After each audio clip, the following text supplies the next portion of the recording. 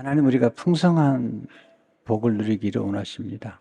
요한복음 10장 10절에 보면 내가 온 것은 양으로 생명을 얻게 하고 더 풍성히 얻게 하려는 것이라.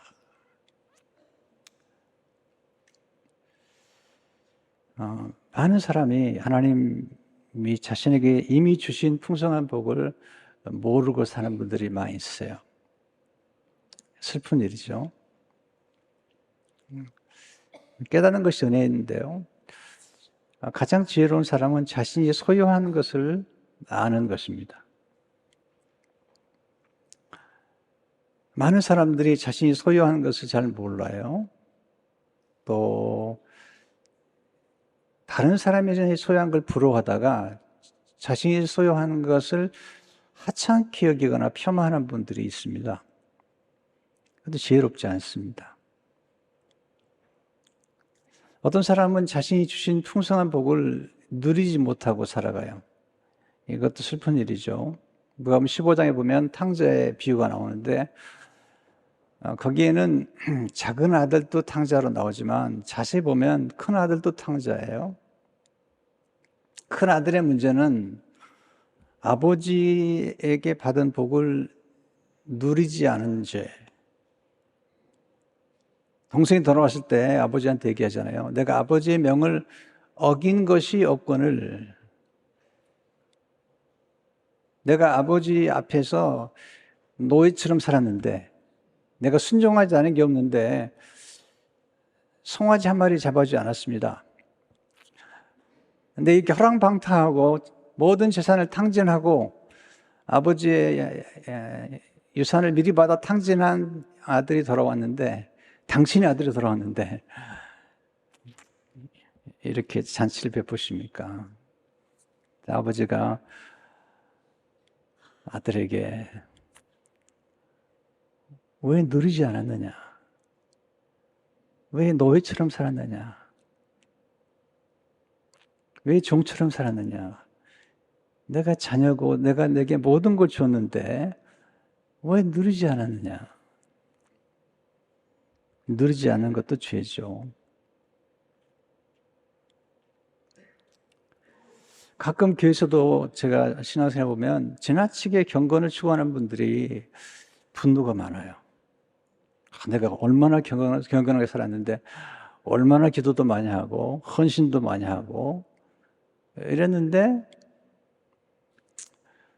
헌신도 하지 않고 열심히 하지 않은 사람들이 더 잘 되는 것 같고 사랑도 많이 받는 것 같으면 그때 분노하잖아요. 하나님, 내가 순종하지 않은 게 없는데, 이게 이제 스스로의 경건의 우월성, 자기 의의 우월성이죠. 또는 자기 스스로의 도덕적 우월성 때문에 하나님의 은혜를 망각하고 분노하는 거잖아요. 그래서 때로는 너무 안타까워요. 내가 이렇게 선교도 많이 하고 헌신도 많이 하고 이렇게 열심히 했는데 하나님 이게 뭡니까? 이렇게 하나님 말씀하시죠. 왜 누리지 않았느냐? 왜 누리지 않았느냐? 저 여행도 한 번 안 가고 이렇게 열심히 했는데 하나님 말씀하시죠. 왜 누리지 않았느냐? 여행 가셔도 돼요. 하나님이 얼마나 아름답게 이 자연을 만드시고 그랬는지 하나님이 그러실 것 같아요. 여행도 한번 안 가고 그냥 천국 오면 야, 섭섭하다. 내가 이렇게 만들어 놓은 아름다운 작품을 안 보고 오다니 좀 섭섭하다.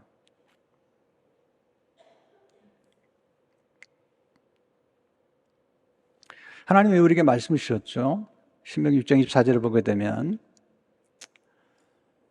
여호와께서 우리에게 모든 규례를 지키라 명령하셨으니 이는 우리가 우리 하나님 여호와를 경외하여 항상 복을 누리게 하기 위하심이라. 하나님의 말씀을 우리 주신 까닭은 우리 하나님 경외할 뿐 아니라 복을 누리도록 하기 위해서죠. 디모데전서 6장 10절도 보면 오직 우리에게 모든 것을 후주사 누리게 하시는 하나님께 두며 누리세요. 예. 저도 목회자들 가운데 그런 분 계세요.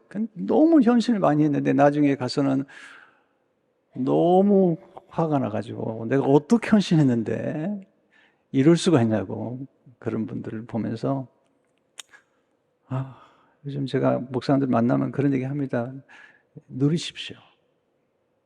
나중에 가서 분노하지 마시고 누리십시오. 여러분 자녀들을 키우면서 헌신 많이 하시잖아요. 근데 부모도 누릴 줄 알아야 돼요. 나중에 자녀들 앞에서 분을 내면서 내가 너희 때문에 얼마나 헌신하고 이렇게 희생했는데 너희는 그럴 수 있느냐. 이렇게 얘기할 수 있잖아요. 부모님 왜 안 누리셨어요? 왜 안 누리셨어요?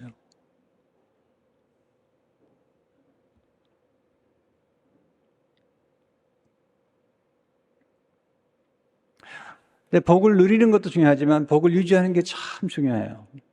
유지하는 게 쉽지 않아요. 사울 왕은 하나님 복을 많이 주셨잖아요. 왕을 삼으신 거죠.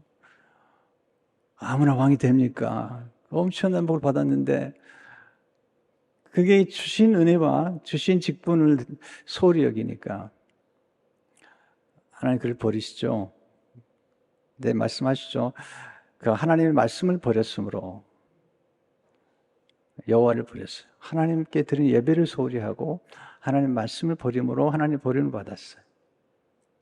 그가 주신 직분을 얼마나 소중한지 모르고 다윗이 만만이라는 다윗이 가진 것들에 질투를 해서 세월을 호송하는 사울을 보게 되잖아요. 본인이 가진 게 얼마나 많은데.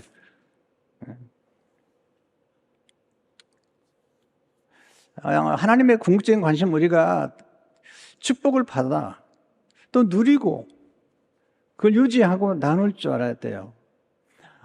사람들은 본인이 누리지 않았기 때문에 누리는 사람을 보면 분노하거든요.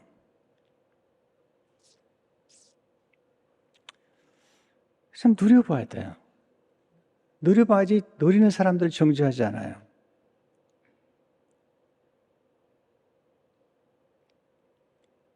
여행 가는 사람 정죄하지 않아요.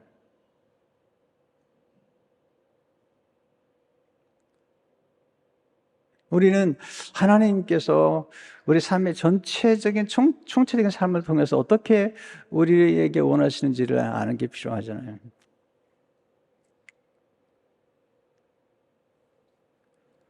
하나님께서 오늘 잠언에서 말씀하신 풍성한 복은 뭘까?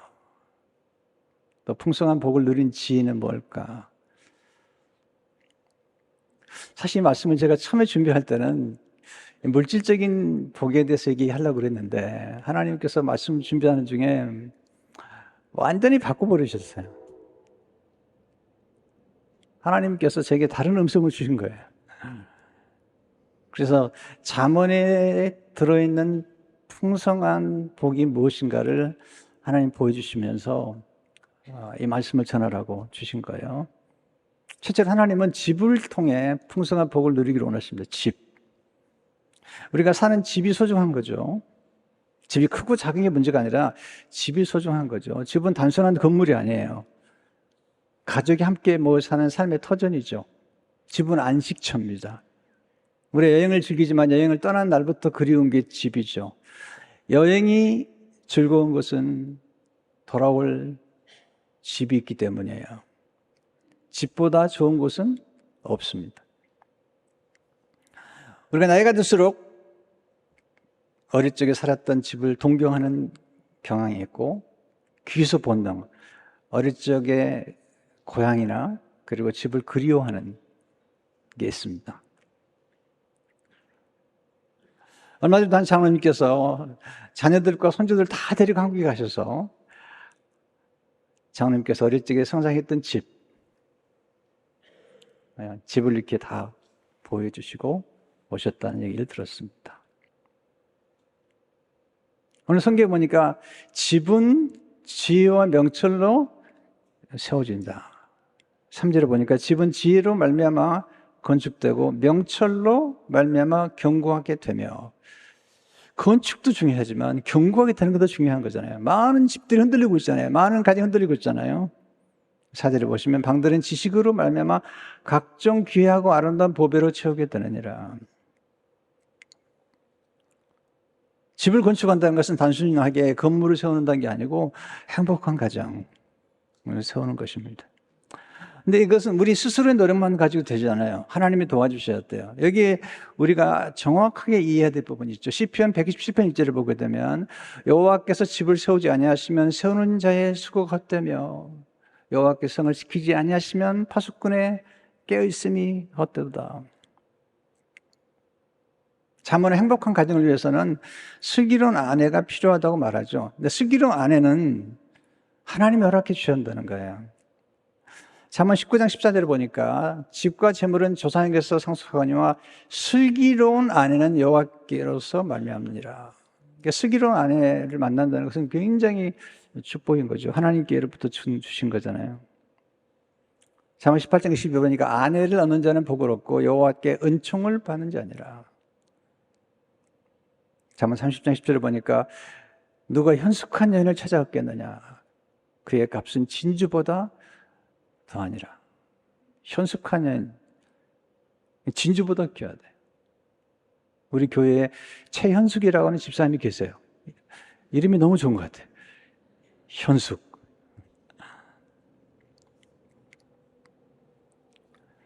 우리는 남편과 아내 결혼을 위해서 준비할 때 기도 많이 해야 되죠. 또 자녀들이 결혼할 때 기도 많이 해야 돼요. 왜냐하면 기도를 해야지 지혜를 주시고 지혜와 은혜가 있어야지 훌륭한 아내를 맞이할 수 있는 분별력이 생기는 거죠. 분별할 줄 알아야 선택할 수 있잖아요. 분별력이란 뭘까요? 지금 만난 아내와 남편이 지금은 좀 부족해 보여도 그 안에 무한한 잠재력이 있는 걸 보는 거죠. 이걸 봐야 되는 거예요. 무한한 잠재력. 룻기 보면 룻이라는 여인이 모압 여인이고 젊은 과부죠. 이스라엘 백성들은 모압 사람들을 총에 들이지 않았습니다. 그런데 보아스란 남자가 이 룻을 알아보는 거죠. 과부인데. 그러면서 놀라운 얘기를 해요. 룻기 3장 11절을 보시면 내가 현숙한 여자인 줄을 나의 성읍 백성이 다 아느니라. 나만 할 뿐 아니라 모든 백성이 다 안다. 너는 현숙한 여자다. 그래서 이제 결혼을 하죠. 그리고 오벳을 낳죠. 그리고 이세가 태어나고 다윗이 태어나잖아요. 성경은 악인의 집과 의인의 집을 비교해서 말씀하고 특별히 잠언에 보면 악인의 집과 의인의 집을 분별하죠. 잠언 3장 3절 보게 되면 악인의 집에는 여호와의 저주가 있거니와 의인의 집에는 복이 있느니라. 잠언 14장 11절을 보시면 악한 자의 집은 망하겠고 정직한 자의 장막은 흥하리라. 여러분, 악인도 부정직하게 해서 돈을 많이 버는 사람들 많이 보잖아요. 근데 결국은 흥하지 않습니다. 잠언 15장 6절을 보게 되면 의인의 집에는 많은 보물이 있어도 악인의 소득은 고통이 되느니라. 악인도 소득이 있어요. 돈 많이 버는 사람 보잖아요. 결국은 뭐죠? 참 비참하죠.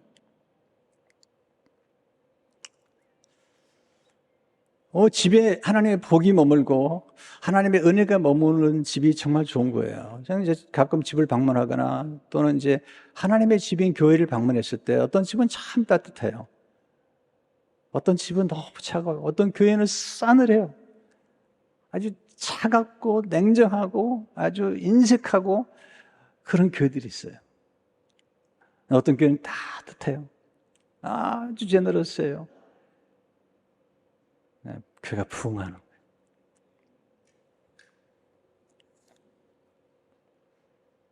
두 번째, 하나님은 풍성한 복이 집에 가득 차기를 원하시죠. 오늘 4절을 보세요. 또 방들은 지식으로 말미암아 각종 귀하고 아름다운 보배로 채우게 되느니라. 지식으로 말미암아 각종 귀하고 아름다운 보배를 채운다고 하셨는데, 잠언에서 말하는 각종 귀하고 아름다운 보배가 뭘까? 이 묵상하는 중에 하나님께서 세 가지를 보여주셨어요. 첫째로, 하나님을 경외함이 귀하고 아름다운 보배입니다. 하나님을 경외함으로 집을 건축해야죠. 지혜는 하나님을 경외하는 것이 지혜의 근본이잖아요. 하나님을 경외하는 가정이 사실은 복받은 가정이죠. 잠언 15장 16절을 보시면, 가산이 적어도 여호와를 경외하는 것이 크게 부하고 번뇌하는 것보다 나으니라. 가산이 적다는 건 좀 가난한 거죠. 가난하여도 여호와를 경외하는 것이 크게 부하고 번뇌하는 것보다 낫다. 여호와를 경외하는 부모가 사는 자녀들은 안전하다.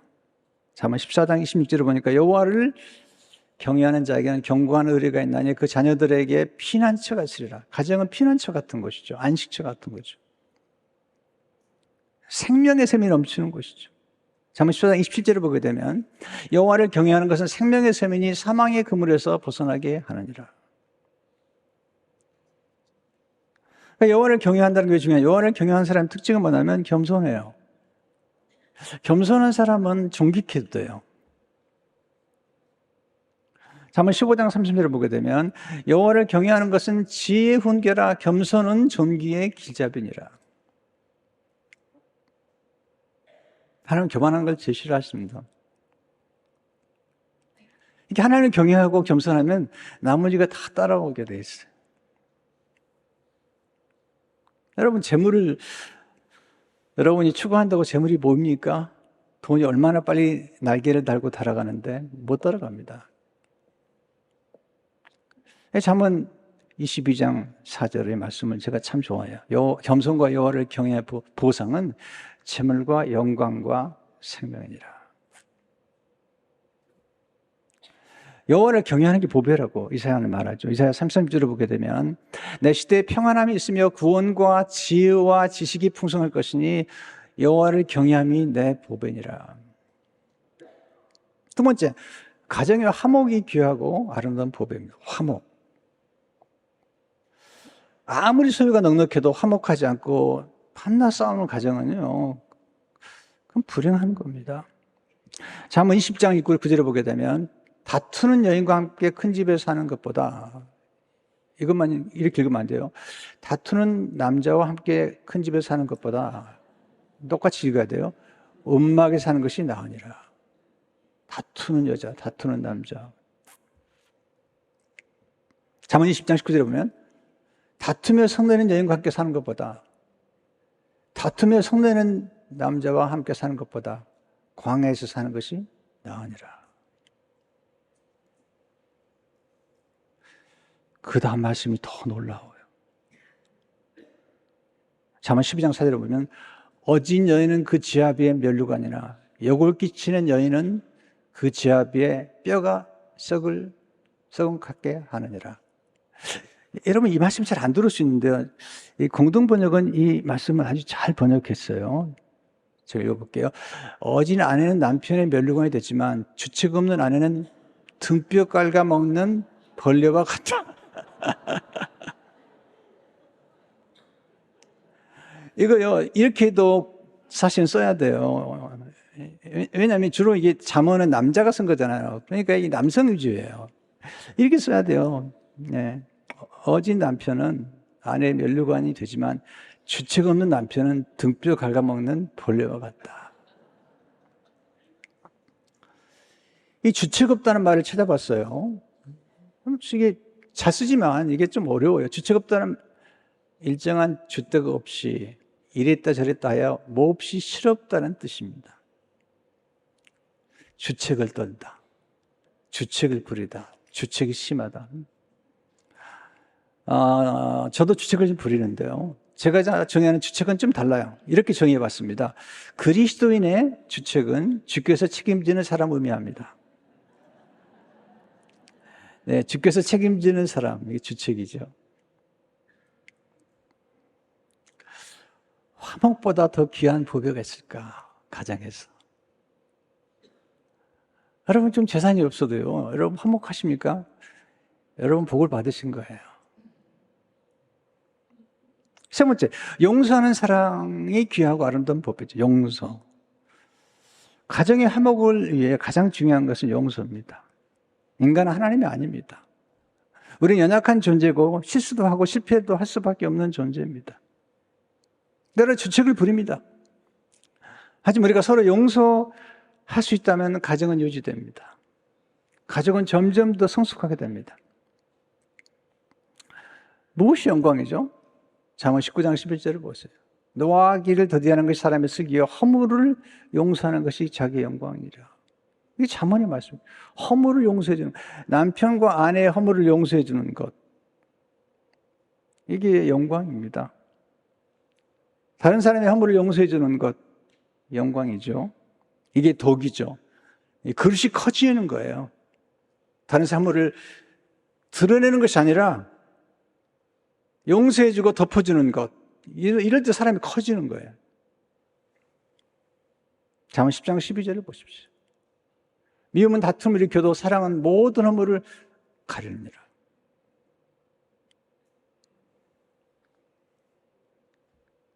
허물을 가려주는 것. 이게 용서고 이 십자가잖아요. 이게 복음이잖아요. 요즘 한국 사회를 보면 용서가 없어요. 한국 교회도 용서가 없어요. 무서워요, 무서워. 얼마나 사나운지 몰라요.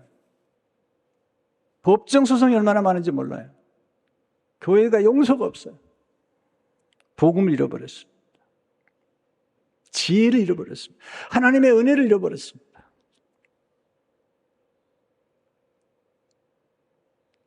잠언 15장 17절을 보세요. 채소를 먹으며 서로 사랑하는 것이 살찐 소를 먹으며 서로 미워하는 것보다 나으니라. 용서는 실수를 덮어주는 것입니다. 용서는 잘못한 것을 간과해 주는 것입니다. 용서는 복수하지 않는 것입니다. 용서는 새 출발할 수 있는 기회를 주는 것입니다. 용서가 있는 가정은 안식이 있습니다. 용서는 용납하는 것입니다. 잘못한 것을 무조건 잘했다고 인정하는 게 아니라 받아줌으로 새 출발하게 해주고, 그리고 앞으로도 잘 될 가능성이 있다고, 아직 끝난 것이 아니라고 믿어주는 것입니다.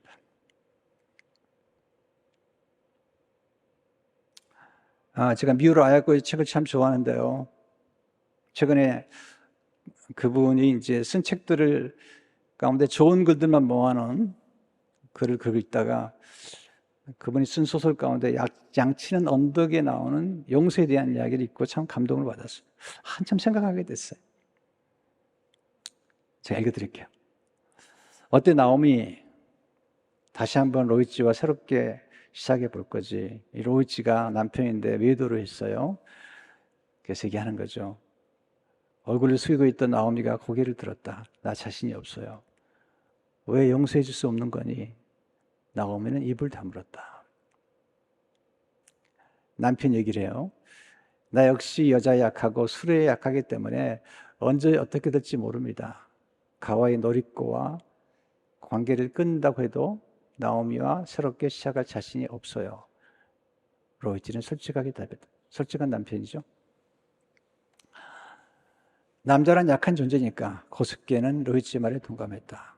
그리고 한 가정의 이야기를 해주는 거예요. 벌써 20년 전 일이다. 한 남자가 있었지. 그는 결혼하기 전엔 여자를 몰랐지만 결혼 뒤에 부인이 출산할 즈음에 그만 잘못을 저지르고 말았어. 그것도 처제하고 말이야. 처제도 유부녀였어. 아이를 낳은 뒤 그 사실을 알게 된 그 남자의 부인이 뭐라 했는지 아나? 난 하나님과 결혼한 게 아니에요. 사람하고 결혼한 거예요. 사람이란 완벽하지 않아요. 언제나 잘못을 저질 수 있어요. 잘못을 저지르지 않고는 살아갈 수 없는 게 인간이에요. 그렇게 말하면서 그 부인은 자신을 배신한 남편과 언니를 배신한 동생을 용서한 거야. 그 부인은 기독교인이었어. 그때 그 남자는 용서한다는 게 얼마나 크게 사람을 움직이는지 깨닫게 됐지. 나중에 그 남자도 기독교인이 되어 다니던 회사까지 그만두고 신학교에 들어가 목사가 되었어. 그 아기는 병으로 죽고 그 뒤에 태어난 게 나오미야. 버뜩 나오미는 얼굴을 들었다. 남의 얘기로만 듣고 있던 이야기가 초석같이 믿고 있었던 아버지의 이야기임을 안 나오미는 파랗게 질리고 말았다.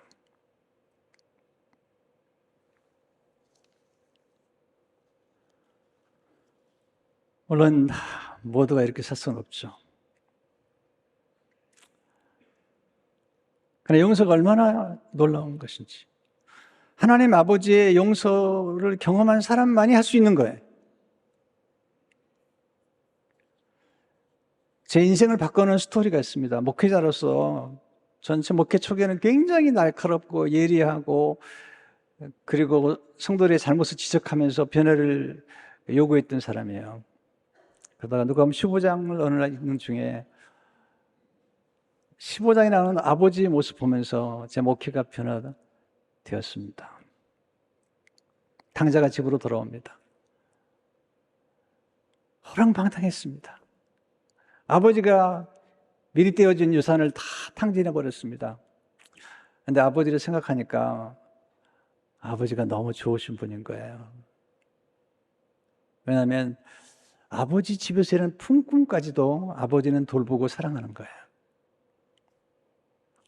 그럼 15장 17절을 보니까 이에 스스로 돌이키려되 내 아버지에게는 양식이 풍족한 품꾼이 얼마나 많은가. 난 여기서 줄여 죽는구나. 아버지는 품꾼, 종들에게도 풍성한 양식을 제공해주는 그 아버지인데 나는 여기서 줄여 죽는구나. 품꾼을 돌보는 아버지의 사랑, 아버지의 관용, 아버지의 너그러움을 생각하고 아버지께로 돌아가는데 차마 그렇게 돌아갈 수 없어서 회개를 하죠. 누가복음 15장 18절 19절에 보면 내가 이런 아버지께 가서 이르기를 아버지 내가 하늘과 아버지께 죄를 지어서오니 지금까지는 아버지의 아들이라 지금부터는 아버지의 아들이라 이 걸음을 감당하지 못하겠나이다. 나를 품꾼의 하나로 고소하리라 하고.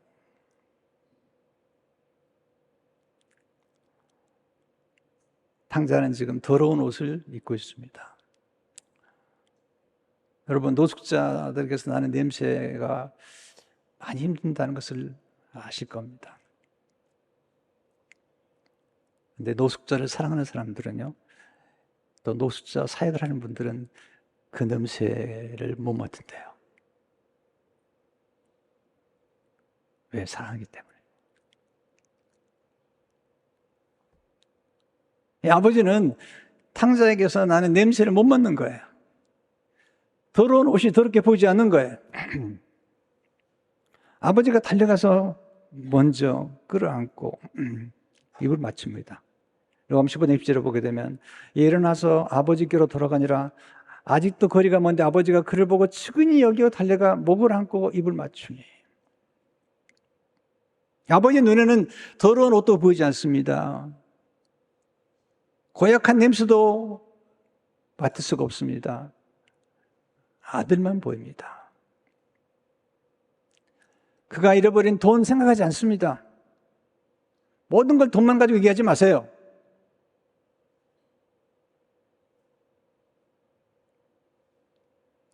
더 중요한 게 있잖아요.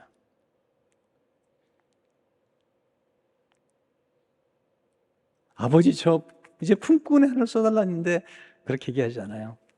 누가복음 15장 22절을 보세요. 아버지는 종들에게 이르되 제일 좋은 옷을 여다가 입히고 손에 가락지를 끼고 발에 신을 신기라. 아들이 돌아온 걸 보고 기뻐하고 축제합니다. 용서가 있는 가정은 자녀들이 집으로 돌아옵니다. 집을 떠났다가도 용서가 있고 그리고 사랑이 있는 집은 돌아옵니다.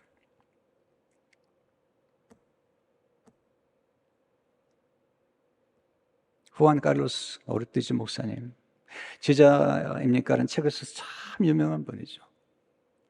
네, 그분이 수정교회에서 세미나를 할 때 설교를 하시는데 굉장히 놀라운 감동을 받았어요. 두 번 설교하시는데 첫 번은 11조에 관한 설교를 하시더라고요. 11조가 얼마나 중요한지.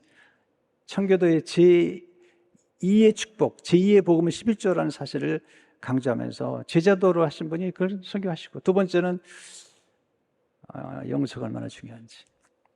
이 아들이 게이였습니다. 게이. 그래서 아버지 품을 떠나서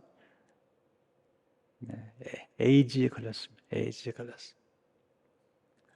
근데 아버지께 돌아왔습니다. 근데 아버지가 아들을 받아들이고 아버지의 침대에서 마지막 순간을 보냅니다. 아버지입니다.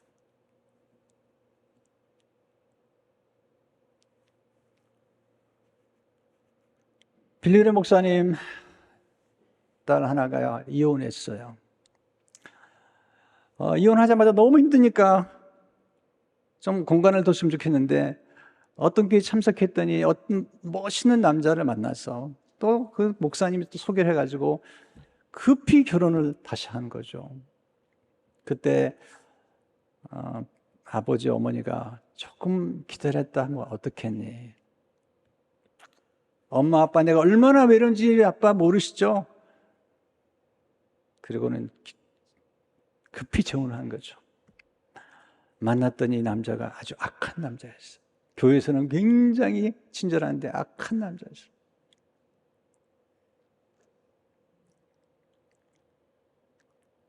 도망갔습니다.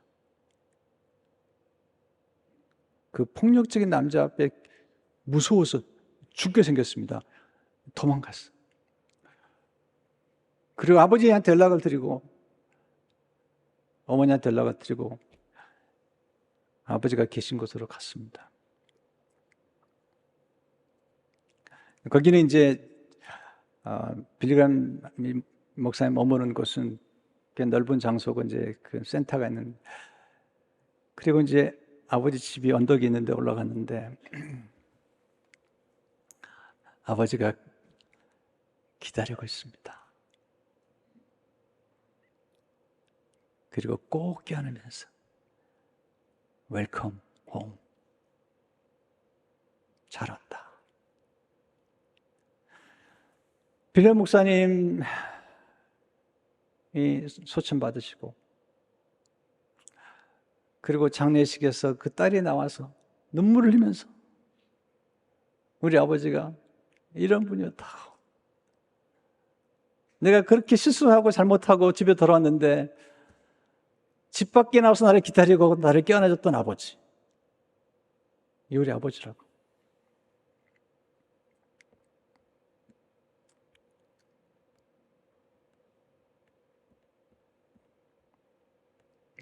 교회가 그런 곳이어야 됩니다. 용서가 있는 곳, 다시 돌아올 수 있는 곳.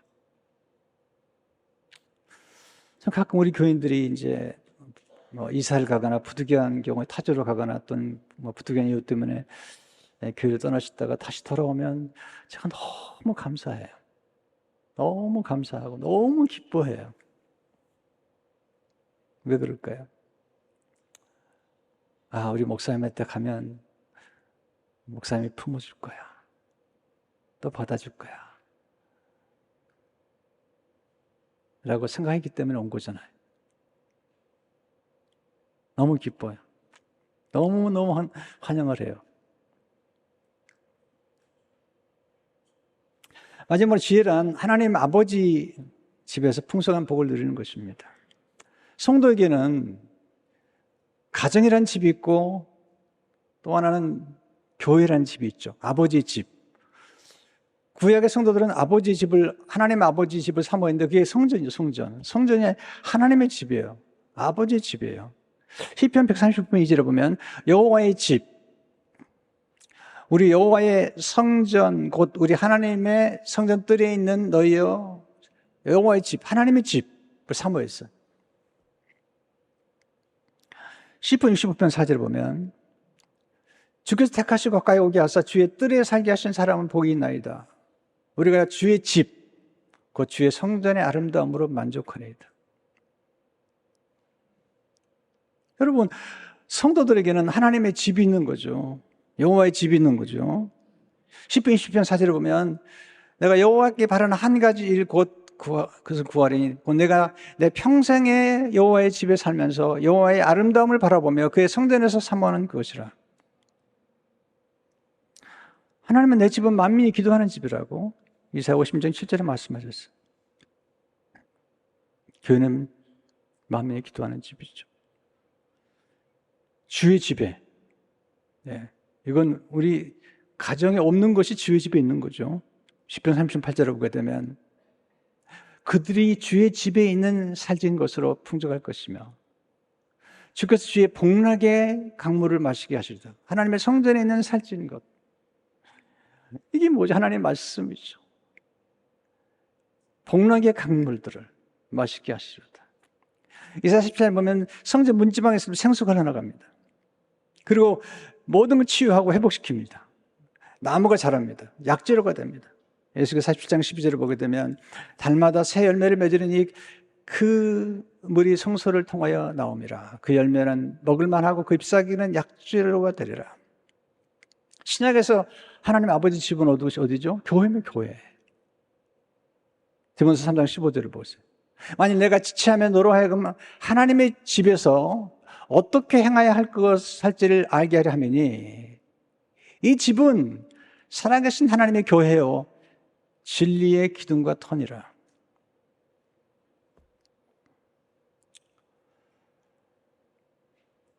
교회가 건물이 아니라고 많이 주장하는 분들이 계세요. 좋아요. 저는 교회가 건물이 아니라고 생각해요. 그걸 왜 이렇게 강조하는지 모르겠어요. 교회가 건물이 아니라고 좋습니다. 교회가 건물이 아니라고. 그러나 성도들이 모여서 하나님의 영생의 말씀과 복락의 생수를 마실 수 있는 장소가 필요하잖아요.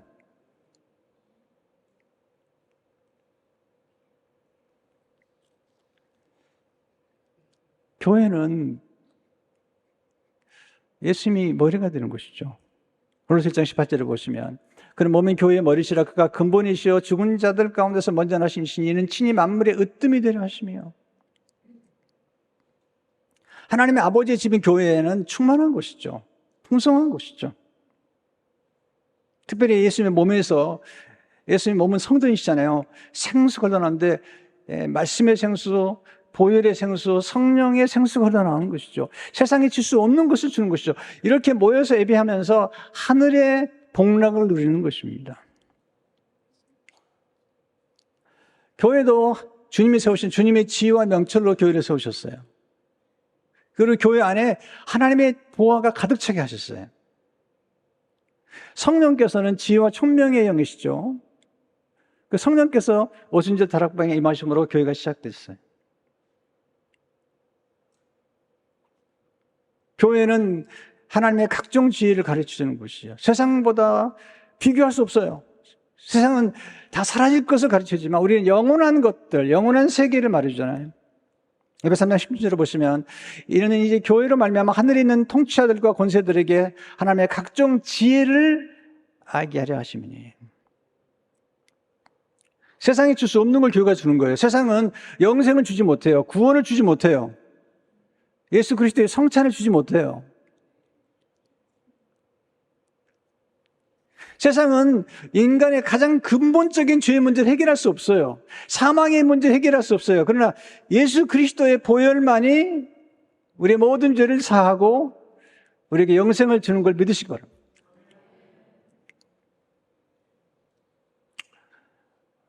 어떤 분들은 지역교회를 아주 우습게 여기는데요. 여러분, 예수님께서 요한계시록 보면 지역교회와 지역교회 목회자들을 붙잡으시고 방문하세요. 어떤 분들은 교회에 무슨 목사가 필요하냐? 우리끼리 모여서 하면 되지. 이런 분도 계시더라고요. 여러분, 성경을 그대로 좀 보세요. 요한계시록 예수님께서 7별과 7금초대 사이로 왕래하시는 거예요. 요한계시록 1장 20절을 보시면 내가 본 것은 내 오른손에 7별의 비밀과 또 7금초대라. 7별은 7교회 사자요. 목회자들, 목회자. 7촛대는 7교회니라. 그 교회는 어떤 교회죠? 에베소, 서머나, 보가모, 두아디라, 사대, 빌라델피아, 라오디게아, 로컬 처치. 그러니까 예수님의 몸대 우주적인 교회가 있지만 또 지역 교회가 중요한 것입니다. 교회는 정말 중요한 것이에요. 에베소 1장 3절을 보게 되면 교회는 그의 몸이니 만물 안에서 만물을 충만케 하신 이의 충만함이니라. 교회는 하나님의 비밀이신 예수 그리스도, 하나님의 비밀이신 복음을 보여주는 것이, 복음을 선포하는 것이 교회잖아요. 사도 바울은 본인이 복음의 일꾼이 된 것과 교회의 일꾼 된 것을 영광스럽게 생각했어요. 고린도서 1장 25절을 보세요. 내가 교회의 일꾼 된 것은 하나님이 너희를 위해 내게 주신 직분을 따라 하나님의 말씀을 이루려 함이니라. 교회의 일꾼 된 것은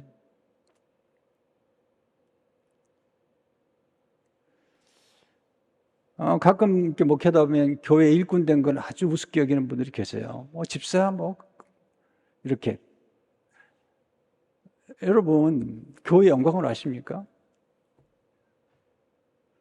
또 우리 집사라는 명분은 원래 섬긴다는 뜻이에요. 디아코니아. 목사라는 말도 섬긴다는 뜻이죠. 교회에서 주신 직분이나 직임이나 맡겨진 사명은 소중한 거예요.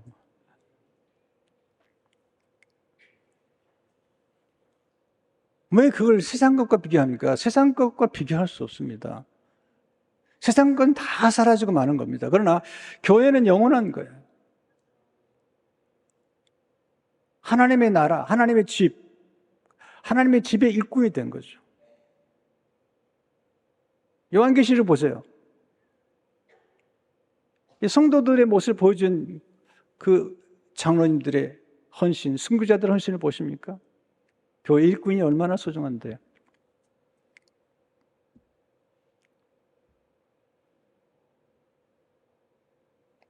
저는 목회자를 부름받은 다음에 어떤 것보다 저는 목회자의 부르심이 소중하다고 생각했어요. 28달이 됐는데 제가 그 당시에 소속했던 교단의 목사 안수를 받을 수 있게 돼서 저는 목사 안수를 받겠다고 그랬습니다. 왜? 저는 목표가 제게 주신 정체성은 그리스도 안에 하나님의 자녀고 목회자로서 받았기 때문에 이 목회자는 정체성이 되게 중요한 거예요. 그랬더니 왜 목사 안수를 이렇게 빨리 받으려고 그러냐고 반대한 분들이 막 계셨어요, 그 당시에. 근데 저는 박사도 관심이 없고, 저는 이 목회자가 되기로 부름받은 사람입니다. 목사가 되는 건 중요한 거니까. 이것은 하나님의 부르심입니다. 근데 왜 반대를 하십니까?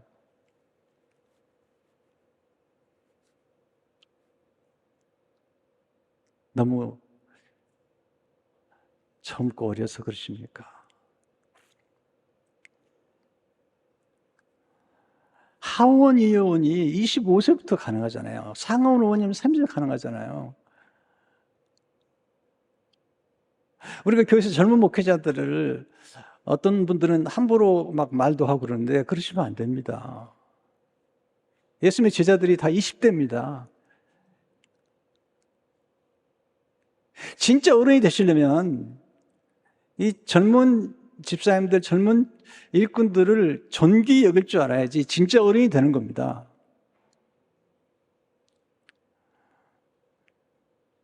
저는 젊은 목회자들을 함부로 대하지 않습니다.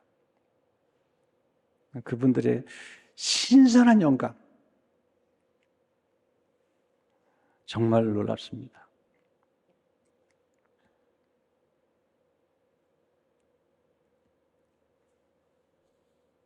가끔 어떤 분들은 목사님들 가운데 그런 분이 계시더라고요. 극장 가면 목회자들끼리 짜더라고요. 그냥 사장님이라고 부르라고. 저는 극장은 잘 못 가는데요. 극장 가면 막 하나님 나타나실 것 같아가지고 못 가는데, 한 번은 극장 갔더니요, 목사님!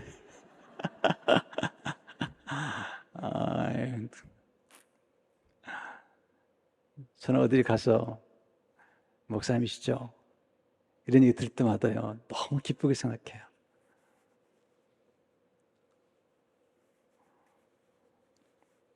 왜?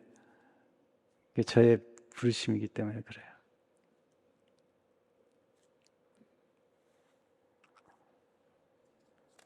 우리가 이 땅을 떠나면 들어갈 아버지의 집이 있다는 게 얼마나 좋은지요.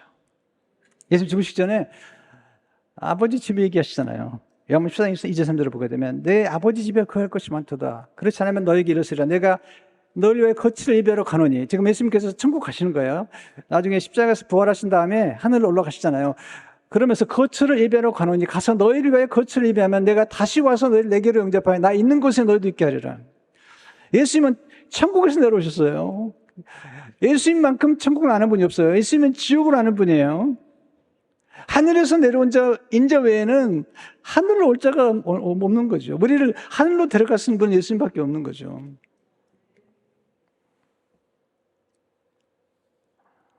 우린 천국의 소망을 품고 사는 사람들이에요. 아버지 집은 천국이죠. 예, 안식이 있는 집, 사랑과 자비와 용서가 가득한 집, 사망이 없고 아픈 것이나 애통하는 것이 없는 곳, 미움이 없는 곳. 하나님 집이 좋은 것 같아요. 이번에 목회자들이 이제 찾아왔어요. 찾아와서 이제 저한테 얘기를 여러 가지 하시더라고요. 뭐, 목사님은 나이가 들었지만 열정이 많습니까? 뭐 이런 얘기도 물어보는 분도 계시고, 어떻게 시간을 관리하십니까? 이런 분도 계시고, 어떻게 책을 그렇게 많이 읽을 수 있습니까? 이런 분도 계시고, 어떤 분은 목사님 앞으로 꿈이 뭡니까? 이렇게 물어보더라고요. 물론 저도 지금도 꿈을 꾸지만 제가 그 젊은 목사님들에게 얘기했습니다. 제가 지금 가진 꿈 중에 하나는 잘 죽는 겁니다. 바울이 내가 사나 죽으나 하나님의 영광을 위해서 살기도 하고 죽기도 한다고 그랬는데 사는 것도 하나님의 영광을 드러내지만 죽는 것도 영광을 드러냈으면 좋겠다. 잘 죽는 것 내 목표 중에 하나라고 얘기했어요. 그렇다고 당장 내일 죽지는 않을 거니까 너무 그렇게 생각하지 마시고. 제가 나태주 시인의 시를 좋아하는데요. 그분이 행복이란 시, 짧은데 참 감동을 주죠. 이렇게 얘기합니다. 행복. 저녁 때 돌아갈 집이 있다는 것. 힘들 때 마음속으로 생각할 사람이 있다는 것.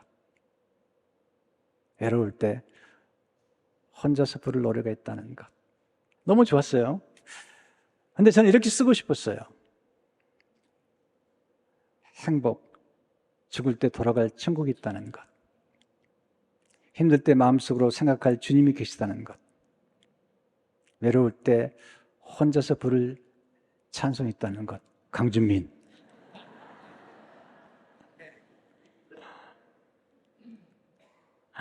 오늘 하나님께서 우리들에게 여러 가지 복을 주시죠. 또 우리가 필요한 물질의 복도 주세요.